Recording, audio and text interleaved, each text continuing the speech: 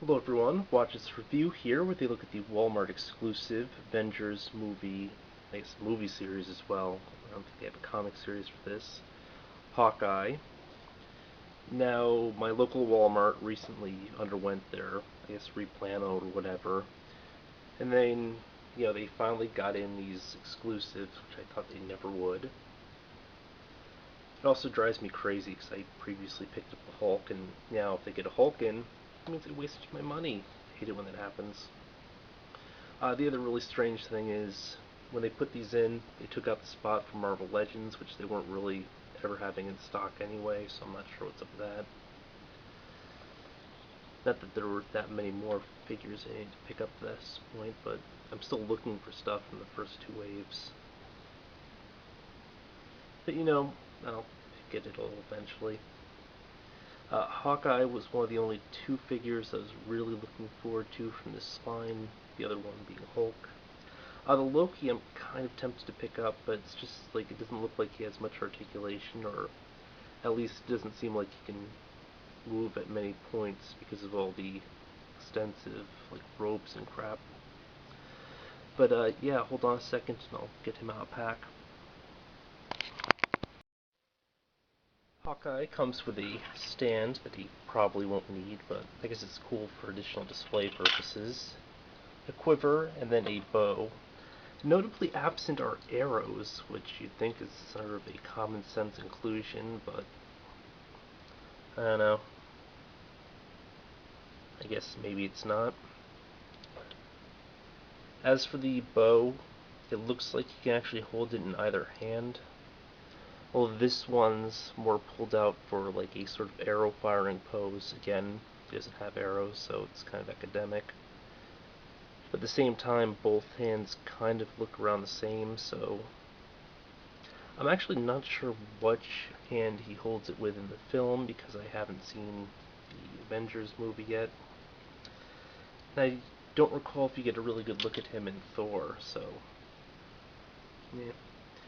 Now, a lot of people were critical of the whole eyeglasses and stuff here, or sunglasses. Supposedly he doesn't really wear them that often in the film, but I sort of like the detail. For one thing, I mean, Hasbro isn't always great with doing eye detailing. This resolves some of that problem, or acts as a workaround. Second, sunglasses are kind of the modern mask, where they do conceal the eyes and stuff. They partly cover your face and everything. So I mean, that is sort of a kind of cool concept. Now, design-wise, he is sort of made of the same cheaper rubber that we've seen on some of the more recent Marvel Legends figures. You can get that sort of really bendy effect with the limbs and stuff, which kind of sucks, but they do try to cut costs where they can, and if that's what it takes to keep things at an affordable price point, I am perfectly okay with that. Detail-wise, you'll notice that his costume has a ton of meshing and stuff.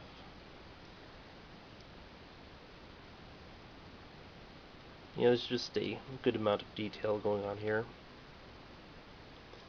Head sculpt does look like what the character, or at least kind of looks like what I've seen from the promotional materials. Again, haven't actually seen the film, so after I see it, opinion might change, but I don't know yet. You will notice that his hair's got a good amount of color here. It looks like they had a sort of lighter layer, then tossed a deeper brown shade on top of it. Looks really cool. From the front, not as much though. For a quick height comparison, before I forget, here's Claw from Marvel Legends Wave 1. As you can see, the height is pretty close, but you will notice that the head is significantly larger on Hawkeye here. I think they might be doing that with a lot of the other movie figures as well, which,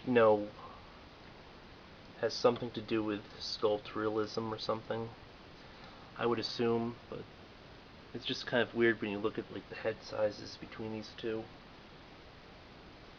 I mean, I'm sure it's not like disproportionate or anything though.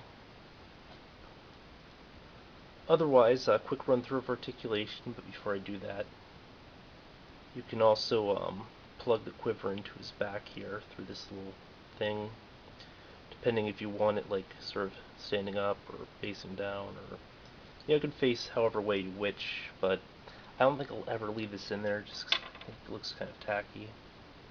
The normal outfit just looks a lot cooler. But in terms of articulation, he has a sort of ball and socket here at the wrist. They're lined up differently on the wrists. On this one, sort of, I guess, right where his veins would be. On the other one, goes the opposite direction. So I mean, it's kind of interesting. Again, that might correlate into the fact that he's supposed to hold the bow with his right hand here, because then you could sort of adjust the bow a little bit to the right or left, whereas the sort of arrow finger can, I don't know. Double pin here at the elbow. Again, really good range. Rotation at the shoulder. I don't know, when I go do this, I almost worry that this will snap, just because the plastic's so weak. Ball jointed shoulder, not really impeded by the shoulder pads. I mean, you can sort of work around them.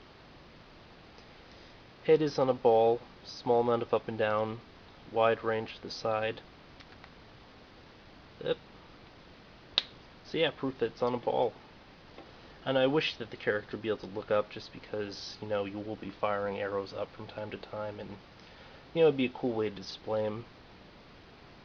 He's got a torso joint here, because he has no waist joint.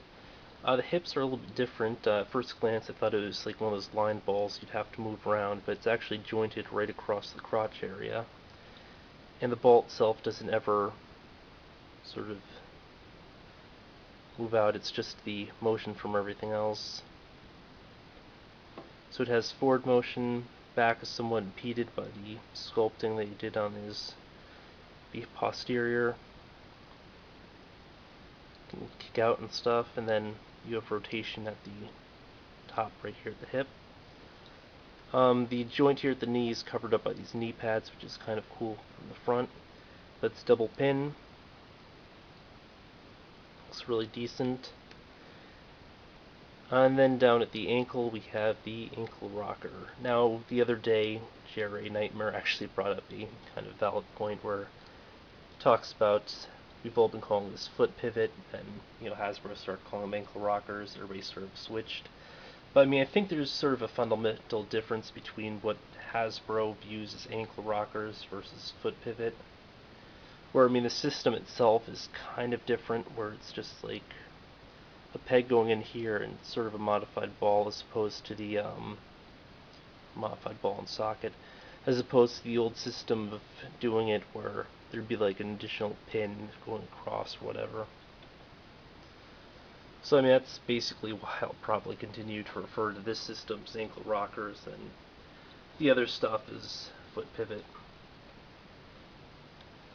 All in all, I know it's a pretty decent looking figure. This is the first Hawkeye figure that I've owned.